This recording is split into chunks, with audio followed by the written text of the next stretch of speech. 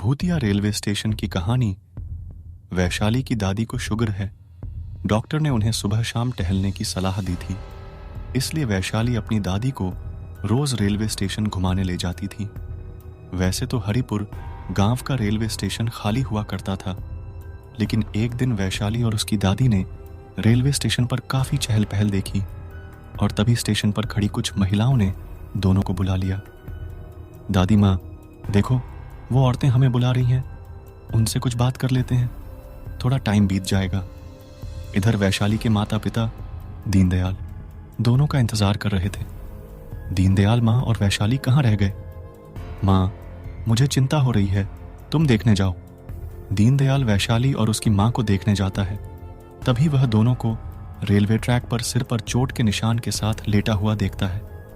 सपना अपने पति रमेश के साथ आज पहली बार अपने भाई दीनदयाल के नए घर हरिपुर जा रहे थे। अब एक महिला उनके पास आती है। महिला के चेहरे पर चोट के निशान हैं और पैर उल्टे थे।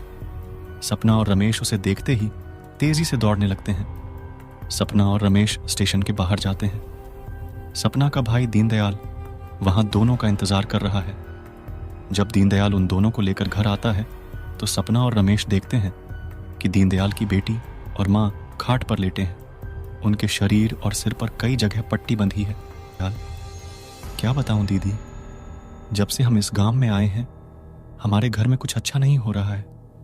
हमने सोचा कि हमारे दादा और परदादा यहाँ रहे हैं तो हमें भी शहर से वापस आकर यहीं रहना चाहिए। एक हफ्ते पहले दोनों स्टेशन पर घूमने गए थे। मैंने देखा कि दोनों पटरियों पर पड़े थे।